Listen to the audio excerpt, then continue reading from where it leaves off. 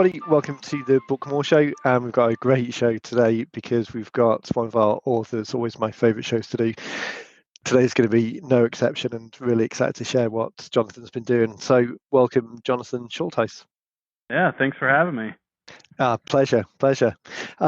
We'll get into this as the show goes on, but I was just saying to Jonathan before we started recording that it's always interesting for me to see obviously all the names coming through the as the books are created, and get to speak to some people in the early stages, but nowhere near as many as I'd like to. So it's always super exciting to see the first time people come across the radar is when I'm seeing TV stories and big billboards of people's books being created.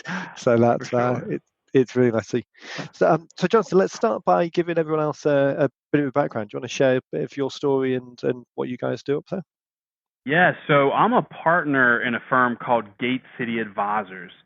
And Gate City Advisors is a financial advisory firm. We're an independent investment advisory group, and we really have two core focuses. We have a wealth management division, and then we have a corporate retirement plan division. And so I'm the partner in charge of our corporate retirement plan division. And is that something that you started straight out of school, or is it a career that kind of crept up on you?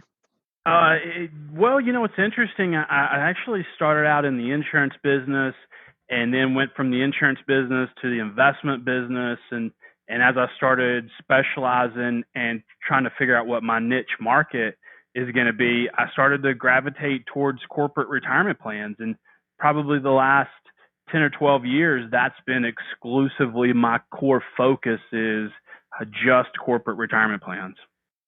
It's always interesting, isn't it, how you kind of start the career in one path and then either through interest or experience or expertise, it really kind of blossoms into something that once you get that level of expertise and you've been in the game for a few years, it's really, you kind of start seeing the code, and it's almost like the matrix as you're working in there. You kind of see what's happening below the surface, and that ability to share that with people is what comes out.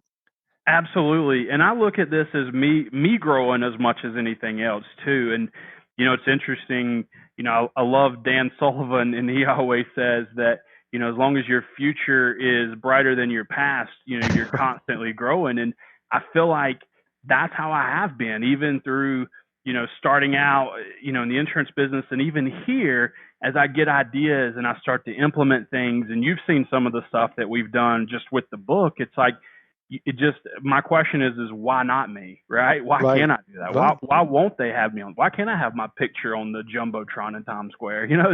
It's like it just keeps growing.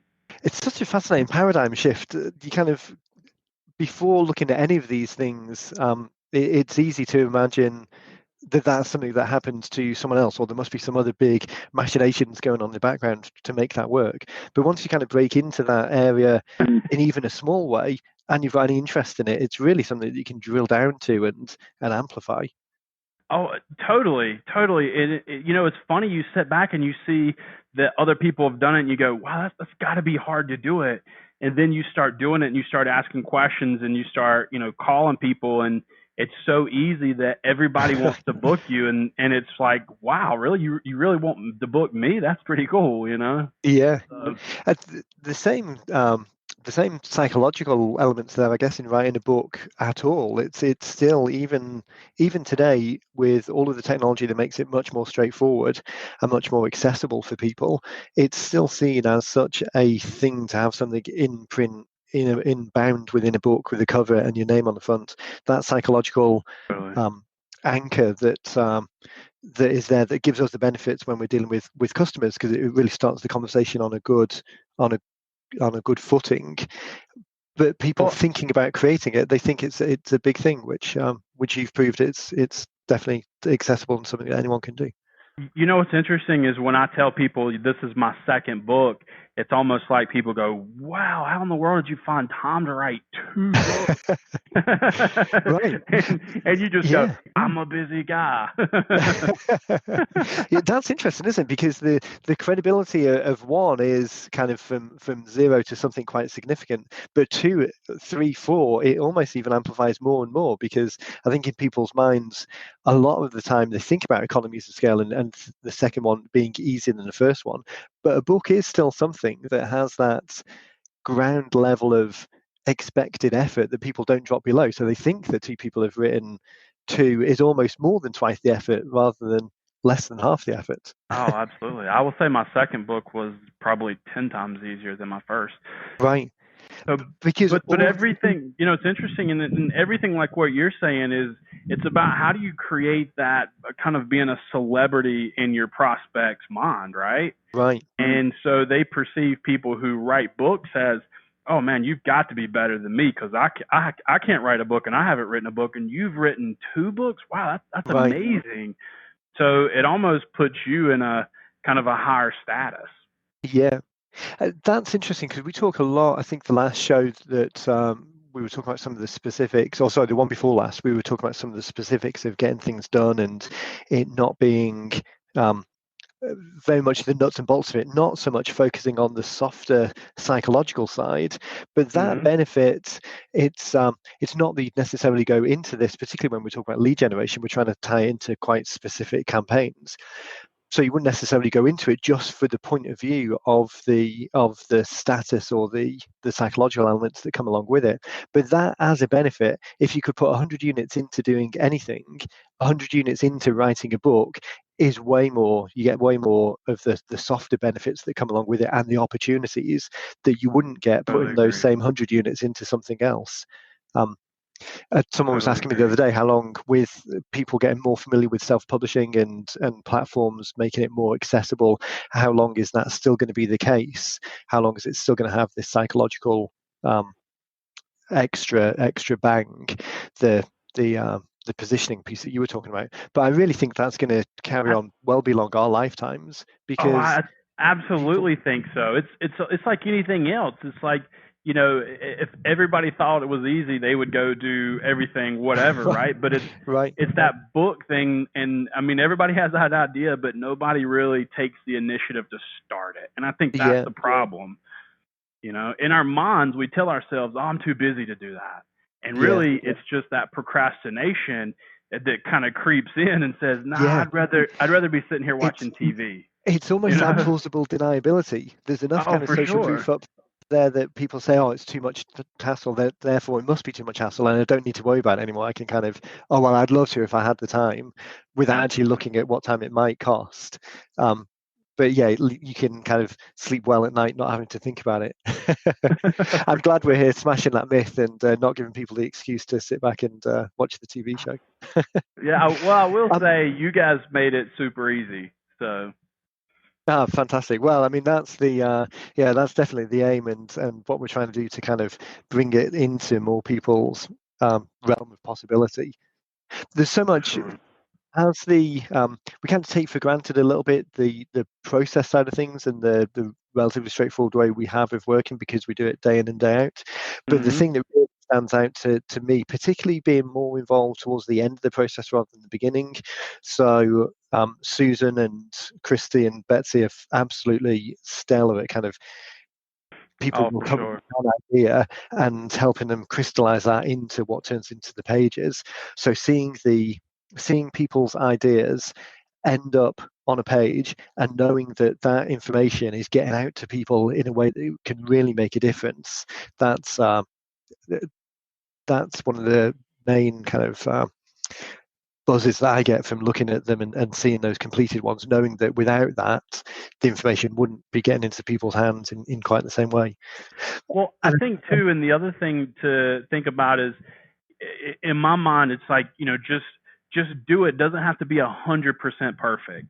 And that's what I told them through the process, was like, I just want to get something.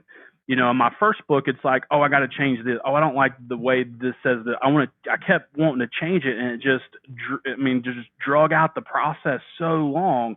Yeah. And this process with you guys, I was like, hey, just give me something, right? Yeah. If I get it, then I know that I can keep adding to it. And that was really my intent, was get something as quick as I can and then keep adding to it. And one of the things that I learned from my first book is not everybody's going to read it, right? You'll get a lot of people who will request it just because you have a book.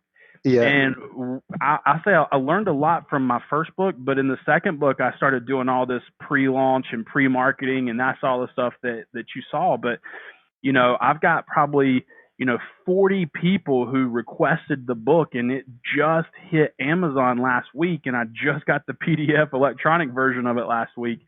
And so, it's all about marketing these things. And to me, it's not about if, somebody reads it. I would prefer them to hire me to, implement these things, right? And that's the interesting thing, isn't it? Particularly when we're looking, we talked so much a show a couple of weeks ago, we were talking about slightly different types of books, legacy books, which were slightly built more around stories. And with those ones where the distribution is far less, it's more about getting a book to the family members where reading is important. But you hit the nail on the head. The job of work of the books that we're talking about, lead generation books and books to compel people to take the next step, it's much more that the book exists in the process. Very few people honestly end up reading because they want the outcome. They want the solution that's promised by the title. And if they could have that through osmosis by just touching the book, then why would I want to read anything? I just want the solution. And if the solution is the call to action on the back page, which is to take the first step or the next step in the process, then it's done its job. And if there is some valuable information within it that if they happen to thumb through to, they get something of value, that's a benefit. But it's different in that it's not the book isn't the product, the outcome or the next step or what it does in the process is the product. Exactly. That probably leads us on to your book specifically then. So don't you give a quick overview to, I guess, both the first book and the second book, just to give people a bit of context of where you went in the journey? Yeah, so my first book was really written to HR managers and CFOs and benefits managers that are responsible for making decisions and basically hiring me for managing their company's 401k program. Right. And, I started to get involved in all these book marketing groups and things like that. And one of the things that I realized is with my first book, the audience was very small, right? It didn't have as wide of an appeal as I would like.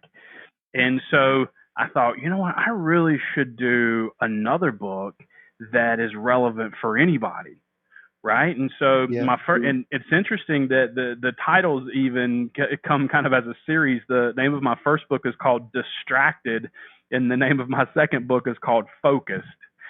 And so my second book was really written for individuals, right? And so it's designed to give individuals a process that they can follow to create financial freedom. So the subtitle is The Financial Freedom Formula. And so I go through kind of a formula in the book and how people can create financial freedom. And so it's really got a much broader appeal. And so that's one of the things that I've been doing is I've taken a lot of the stuff I learned and I tried to do with my first book is I started applying that to the second book, and I've gotten so much more traction off of it because it has such a wider audience. Right. So that's interesting. Let's dive into that for a little bit more. Quite often people will be fed up of hearing me talk about it, but we talk very much about that single target market and getting things dialed in to begin with. And what you're talking about slightly is going in the other direction and becoming more broad. And I think both of those are absolutely valid. And the important thing is thinking about where it sits in the funnel and the campaign and how you intend to use it. Totally. So rather than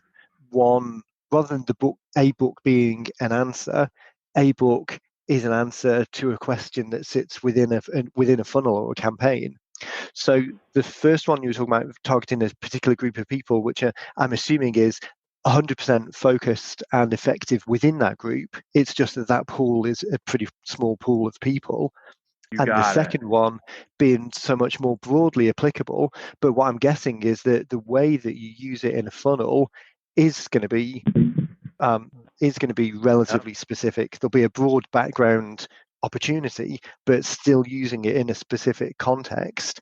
It's just the subject is of the thing itself, of the book itself, is broader.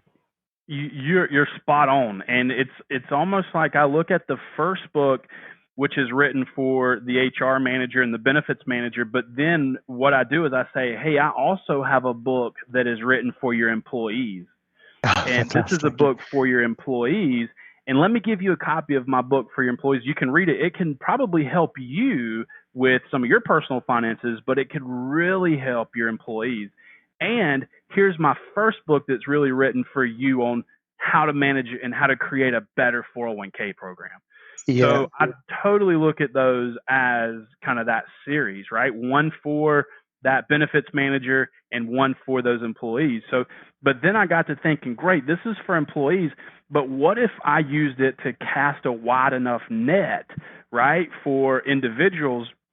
And so my thought process is how do I give the electronic version of the book away just to anybody, but try to lead that to a referral back to their HR manager to have a conversation about their 401k program, which is my ultimate goal anyway. So I look at the second book, really, like I said, that series that can help lead to the first book, which leads to me getting the 401k program and getting in the door at the company.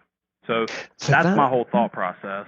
That's fantastic. And looking at those assets as they work together and back each other up in both directions. If the HR managers come in first, you've got something that can further that relationship and compel them to take the next step with you because you're offering the employee book and going direct to the consumer, but then having a funnel and a path that leads people, you're orchestrating that journey. You know where you want to end up. It's not that you just wrote the book to get out there and provide the value. You've got a very specific path in mind that leads back to the corporate HR guys. So the way that they work together is such a fantastic example of that synergy. Interesting enough, the show that I recorded with Betsy the other day, it's going to go up probably later today. We were talking about the smaller campaigns. So again, oftentimes people will come with a primary reason for wanting to write the book. They've got a target group in mind. They kind of know what that first primary campaign is and how that will get to market.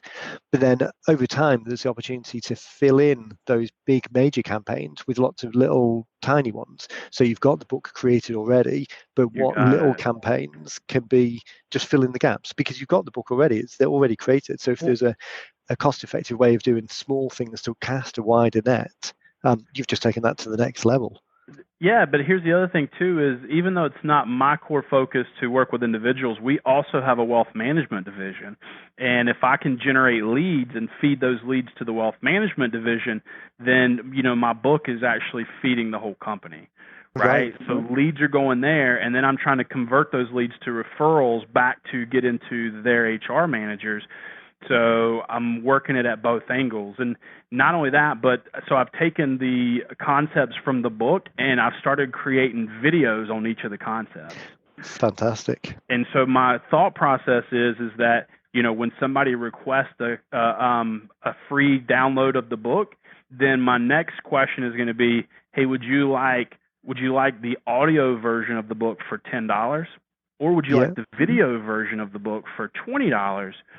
Or would you like to have them both for free? And you get them both for free if you refer me your HR manager. Right.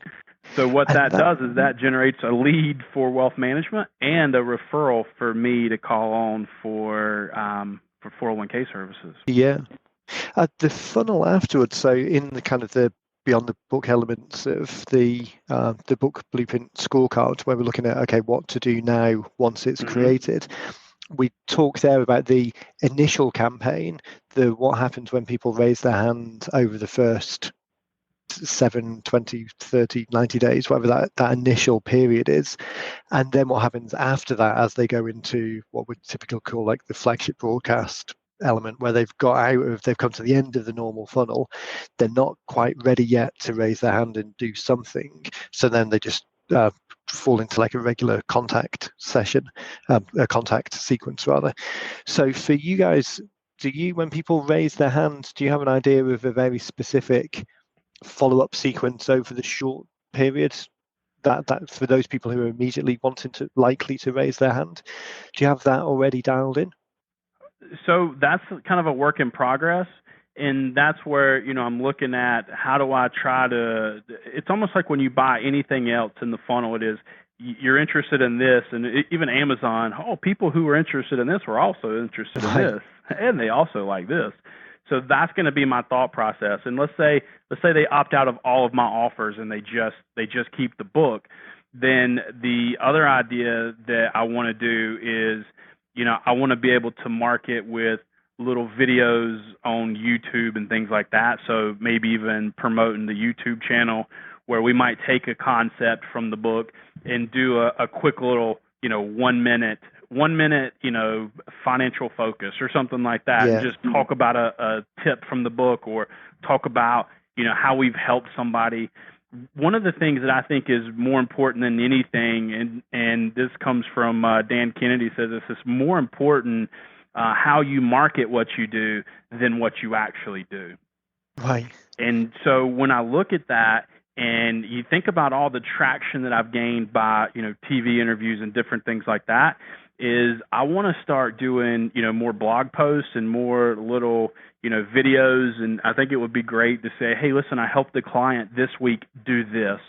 And just a short little, 1 minute video on that. And so what's happening is everybody who's got the book will keep getting those emails that say, hey, here's how Jonathon's helped somebody else.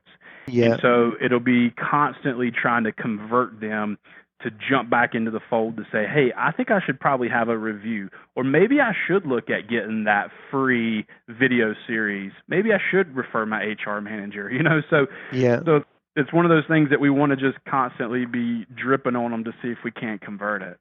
Yeah, I think that that twin approach of, we know how they're opting in, so we want to orchestrate a specific campaign. So the ones that are the hottest, the warmest, the most likely to do something over the next period, whatever that period is. Here's a campaign of 7 emails that really orchestrates that journey and provides them with some more value, provides them with some more social proof, and constantly presents people with the opportunity to take the next step, and then having them drip out of the end of that, if they haven't raised their hand yet, into those more regular things, is the perfect combination of trying to capture or compel those people who are most likely to take action now to do so, and if not, still keep in touch because they're more likely than the general population to make that decision over the next 12 to 24 months and still be able to stay in front of them. Once you've got a big client base as well, that idea that you were talking about at the end of just referring back to the ways that you've helped other people, that gives almost a limitless source of information. I talk about on the podcast, talk about Jim Hacking quite a lot. He's an immigration attorney that we work a lot with, and their model is if I could kind of define a path that everyone would take and follow without question, it would be almost what Jim's done, because they're just great examples of so many things that we talk about. And exactly that, they have a big YouTube channel, 300-400 videos I think on there now. They're all pretty short. Wow. They come from the immigration questions that come into the office, so they've got a room set up that's just got the recording equipment in there, so they can jump in at any time to execute it easily. A question comes in, if it's interesting or that they haven't answered it before, they'll just quickly shoot a video that goes up on the YouTube channel. The newsletter that they send out weekly refers to some news stories, and obviously there's no shortage of immigration-based news stories at the moment. No doubt. They'll refer back to a video, they'll refer back to a particular success story that's happened recently, and that reinforcing point outside of the initial funnel. So we've got several campaigns where people can opt into particular things for different types of visas or different types of immigration problems. So that the follow-up sequence for that specifically is 5 or 6 steps long, but then when they fall out of the back of that, they just go into the regular contact. And I think for you guys, that's even that's just as apparent or just as likely to be successful, because anyone that raises their hand has that immediate interest, even if they're not at the point of executing, but there's an immediate interest, but then there's an ongoing opportunity for that conversation. Such a fantastic idea. We're jumping around a little bit there. I don't want to lose the or bury the lead too much. The main thing that one of the main things I wanted to talk to you specifically about is what you've been able to do in the marketing side for the book, or the audience that you've been able to get in front of, and that's really talking about some of the TV stuff and the speaking opportunities and the billboards and all of that type of thing. So, do you want to give people a bit of background as to what's been happening in the last couple of months on that front? So just in the last, probably 2 months, I've probably had 6 TV interviews about my book. I've given a speech at the NASDAQ about my book, and I actually have my book and my picture and a picture of the book featured on the Jumbotron in Times Square, the NASDAQ Jumbotron.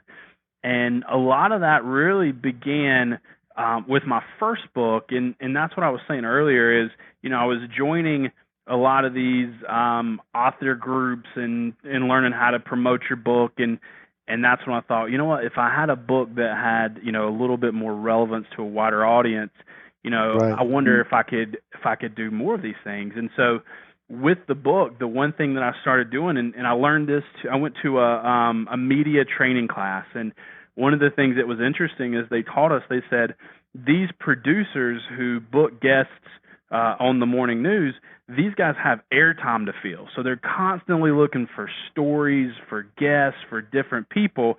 And, you hear that and you go, yeah, but why would they ever book me, right? Right. And so I started calling those people, and when I would say, hey, I'm an author and my book's not come out yet, but I want to promote it, and it's about financial literacy and it's about this, all of a sudden they have a lot of interest, and they're like, when can you come? And Right. the first time they said, when can you come? I was like, really? Are you serious? So it was. I can imagine it's one of those things that you anticipate. You said you've gone to the training, heard someone say that, it makes sense, I'm going to give it a try. But then when it actually works, you almost want to say, oh, no, sorry, maybe you've misunderstood. I actually want to come on the TV. Yeah, that's fine. That's fine. Me? You're talking to me? Yeah. And so I started booking shows. And the funny thing is, this morning I was actually calling producers because we're headed to go down to Myrtle Beach for my son to play in a baseball tournament next week. And I thought, while I'm there, I'm going to have some extra time. I wonder if I can book myself on the news there. So I spent this morning calling producers trying to get booked at Myrtle Beach. So, it's funny, and you just kind of have fun with it. And once you start to have some success, it changes your mind. It goes back to how we kind of started this conversation, right? As you start going, wow, this is working. I'm starting to see traction. And the interesting thing about my book is I think I had pretty close to 40 requests for the book even before the book came out. Right. And so I remember going into you guys' process and talking to Betsy, and she says, normally we don't do the cover until the inside is done. And I said, yeah, but I don't think you understand. I want to market this book before it's done. I want to start marketing this thing. I want to create interest before it's even available. So you guys let me kind of get out of order, and you created my cover first. And so I took that cover, and that's what I started using for marketing. And when I would I created kind of a segment proposal for producers, and I would put you guys made this really cool JPEG picture of my book and a little thing across the front that said coming soon. And so I put that on my proposal, and I started sending it out to TV producers, and started to gain a lot of traction. And I would say, hey, this is my second book, and this is what it's about, and here's some industry awards that I've won, and I'd love to be on your show. And so people started to book me. And then the thing is, it's so much fun when you go and you actually, you get on the news. And I've done some live shows, and I've done some pre-recorded shows. And man, I got to say that the live shows are always fun as long as you have something, funny to talk about, or, whatever else. So I just started sharing 5 tips from my book. Hey, I got 5 tips I want to share from my book to either help you make money or save money in the new year and get your finances back on track. And so then I would just show up and share my tips. And let's break that down a little bit because the orchestration of what you're doing there, I absolutely love. And as people are listening to this, thinking about this is something that they might want to do, these tips that you're sharing, I think, are going to be key for their success. And I don't know how whether this you hit the ground running and did this from the start, whether this is refined over time. But a couple of things you talked about was calling into them, understanding that they've got airtime to fill. So you're actually helping them out. You're not Correct. you're not begging them to be on the show, as it Oh, were. that's totally the feeling I have when I call. Is like, no, I'm Right. here to help you fill some airtime, and I've got some good stuff. Yeah. The tips that you're sharing, the information you've got, their audience is going to be super grateful to hear about it. So then after that, the follow-up that you've got with them is providing them with some background information and some assets like the image, just to kind of reinforce the point you're talking about and give them something that they can use on screen as well if they want to. You're giving them the bio information and the background of, or the context of what you've done, and then You the got thing that it. you're actually talking about, the 5 tips. You're conscious about what the medium is. You're conscious about what the show is, and it is a limited amount of time. And the kind of listicle type approach of here's quickly 5 things that it's easy for people to conceptualize, but it starts the conversation, starts the journey. Providing that with them and sharing that in the show, it's just really making. You can imagine you calling up with all of that as opposed to someone else calling up and just saying, "Oh, please, if you don't mind, I'd like to talk about something, but I'm not quite sure what." Well, here's Um, the thing that I learned when I went to the media training class was, they talked about, when you're booking yourself on the news, they talked about, things that producers like they like props, they like different right. things. They like things that are engaging and interactive for the host, right? And you don't want to be a boring talking head that just gets on there and goes, "Hey, save your money and invest for the future," because then nobody cares. It's terrible. So I actually had some stories and ideas in the book, and I thought, how can I come up with props for these ideas, right? And so I actually have props for my ideas and different things. Like one of my tips, and I talk about saving money, is I call it the eBay check, right? Right. And so the eBay check is this, and I wear, I'm a suit and tie. I'm a financial guy. I'm suit and tie every day, and I really appreciate nice dress shoes. And if you wear nice dress shoes, they can be extremely expensive. And so I have probably one of my best deals ever. I bought a $200 pair of dress shoes on eBay for $25. And so I take those dress shoes and I say, hey, my first tip is the eBay check, and I hold up one of the shoes, and I say, this is a pair of shoes I bought on eBay. These are $200 shoes, and I bought for $25. And it's so funny because when you do that, the host goes, wow. I literally, you can go to my website, thefocusbook.com, and the As Seen on TV and watch some of the stuff. One of the hosts, when I said that, he sits back in his chair and goes, wow, I got to hang around with you. Right. And, it's interesting that you see that engagement, right? Yeah. So that's a tip. I talk about saving money with Starbucks, and I talk about, buying a pack of Starbucks at the grocery store. And so it's all about saving money tips, and it's designed to be interactive with the host. And understanding that context, you doing a lot of the job of work for them in a way that's not difficult for you to do. It's just taking a minute or two thinking about what the experience is and what the medium is and what the context is, and then making it as effective as possible, both for them, so it's an easy decision for them, and for you, so you're getting more engagement with the audience, and that they're more likely to take that next step and follow the suggestion to go to the website and learn more, which is expanding the knowledge of what you've already started to do in the context of people understand that this is a new segment, that you've only got 2 minutes, so they don't expect you to go into the nuts and bolts of all of the details, but it's just enough to take it to the next step. Which you got to keep it high level, and you got to keep it entertaining. Right. I think that's what we talk about with the books themselves for people, because sometimes people want to come and they'll want 200 pages worth of stuff put into a book, which is just realistically not going to happen for most people. The amount of people that can actually write that much stuff in a way that is coherent and makes sense is a small minority of the population. But also, you'd already identified that a smaller number of people actually read the book.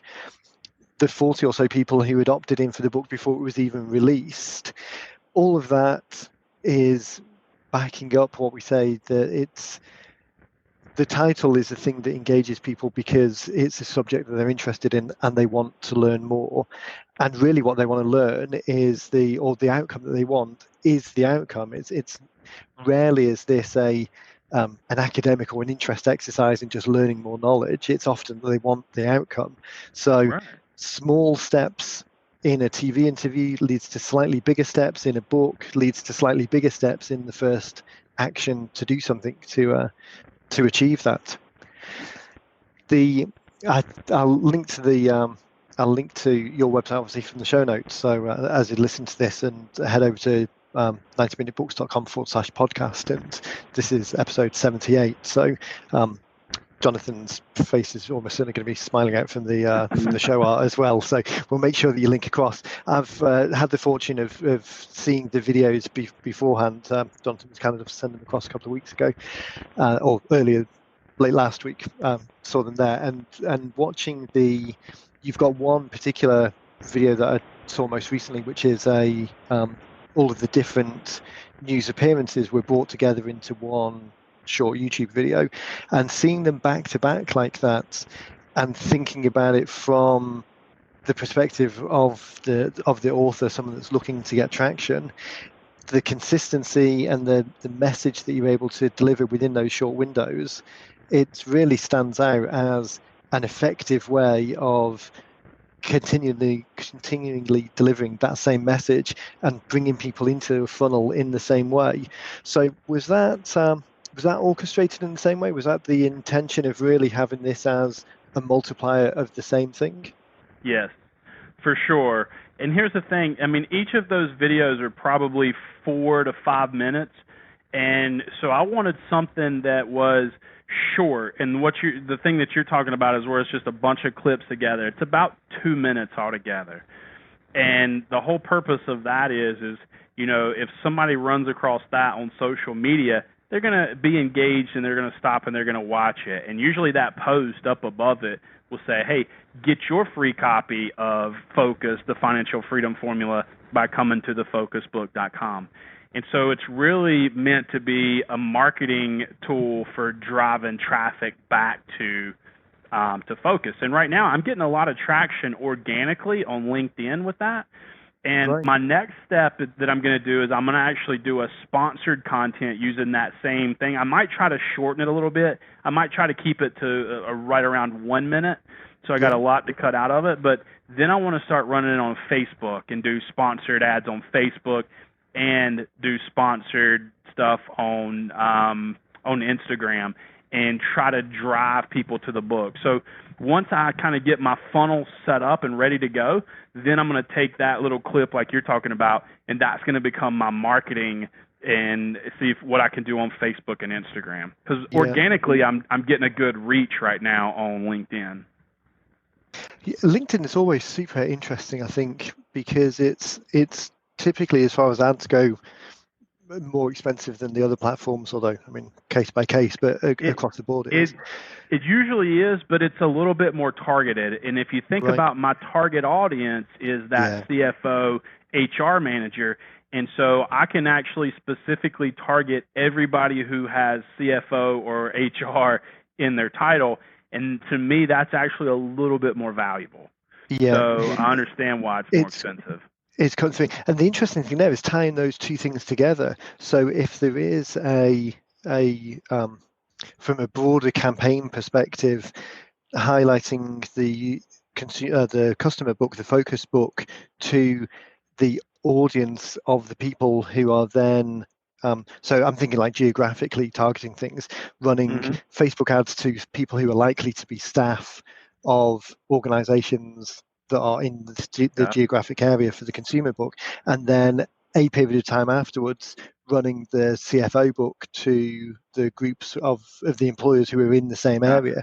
So there's likely to be some crossover and name recognition and visibility, because it won't be the first time they're seeing it. They're seeing something that that triggers in their mind that they've already seen a video in the past.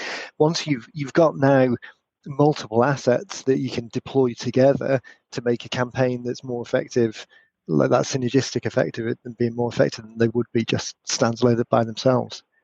Well, and not only that, but then you've got retargeting ads too. So if I run something on LinkedIn where I can be a little bit more kind of that rifle approach, and once they come to my website, then I can actually retarget them back on Facebook or whatever social media that they go to, or even retarget them on Google.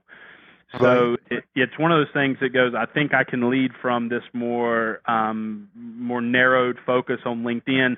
Once they hit my website, then I can track them and retarget them anywhere they go on the internet. So that's kind of my goal too. I guess it's what you can even bridge into the physical world. So you're dealing with from the CFOs particularly, you're dealing with a known group of people. There are lists out there that you can get to who the individuals are. So it's not that you're just dealing with a broad target that you're trying to get as narrow as possible, but you can actually get names and email addresses and physical addresses. So having a campaign that was more broadly pushing it across social channels, so that there's likely to be some name recognition, and then potentially actually physically sending the book to those people because you know who they are. They're not invisible. It's just you don't know if they're interested. So physically sending it to them, but then having the call to action. We do that with my first book. We actually pull a list of CFOs and people who are responsible for signing off on their 401k plan. And we're sending out 10 books every single week of my first book. And there's a letter that goes with that tries to drive them back to my website, not the Focus Book website, but We Fix 401k's website, and try to get them to download other resources like the Focus Book and different things like that. So we're really trying to target that and drive traffic that way and trying to convert things. That's fantastic. And you mentioned in there that the Focus Book then forms part of the next steps for the first book. So again, another example of where they're working together as another, not using the Focus Book as the top of the funnel lead capture in that particular funnel, but using it as a follow-up to compel people to take a next step.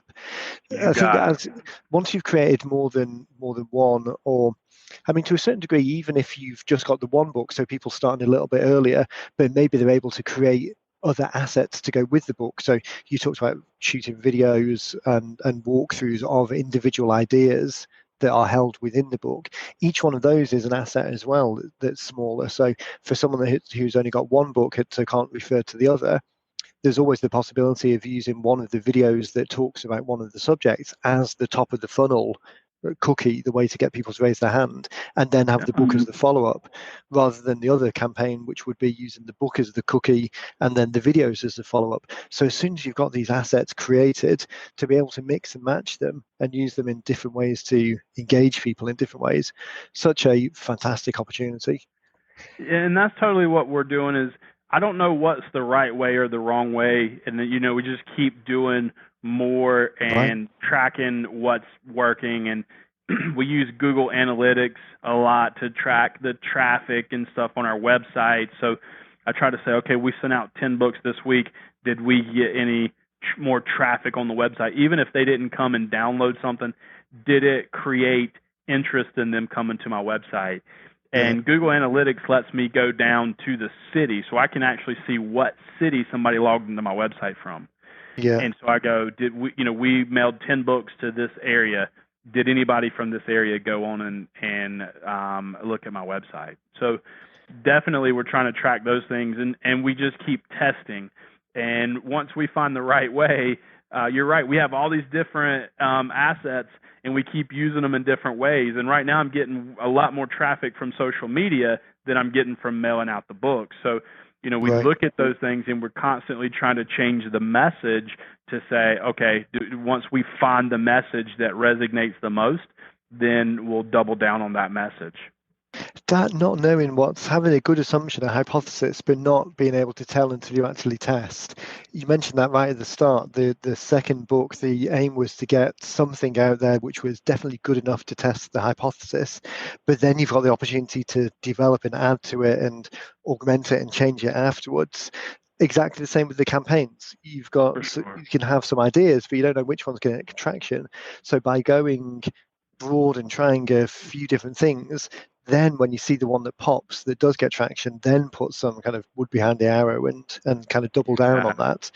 Exactly the same with the content in the book. It's there are some great products out there that will allow you to invest 50,000 and create a big, heavy book that takes a lot of time.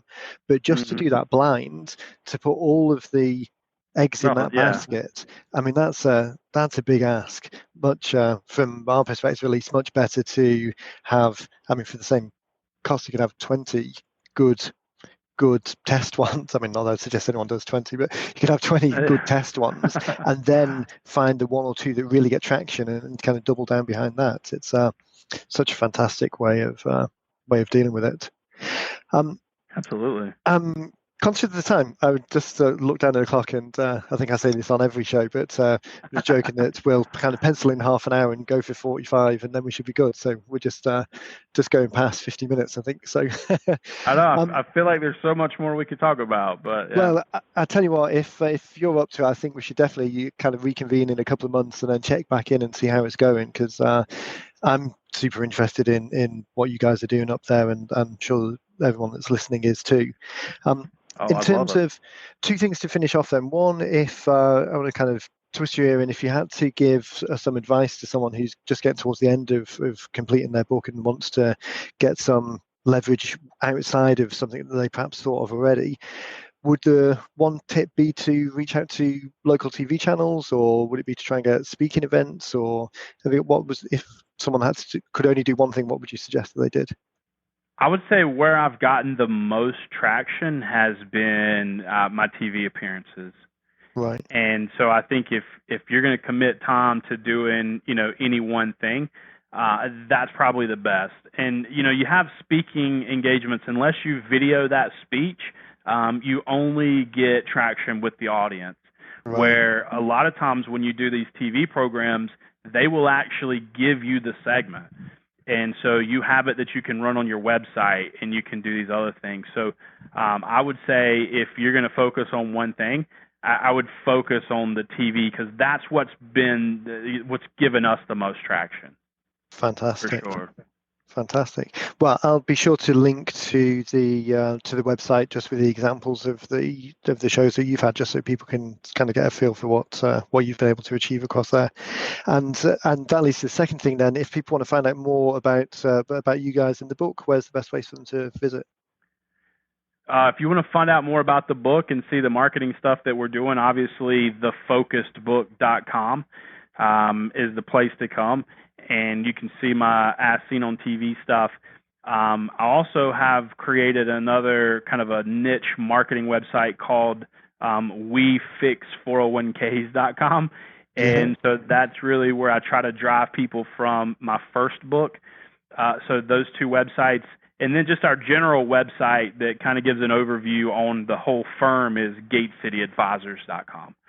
So sounds like we have a lot of websites, but it's interesting. It's all about how do we specifically market that individual niche, right? Yeah. And that's where I like We Fix 401ks, because if you come to We Fix 401ks, you're there for one reason, right? Yeah. To fix your 401k.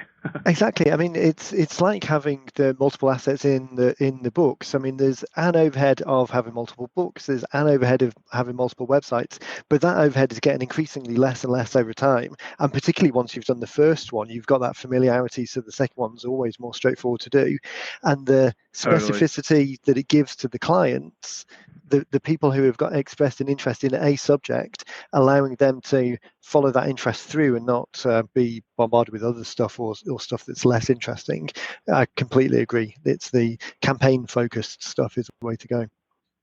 Yeah, This I absolutely. can't believe how quickly the time's gone. I'm definitely going to hold you For to sure. coming back on in a couple of months, and we'll check in. Please do, please do. I'd love to come back, and I'd love to have some great results to report.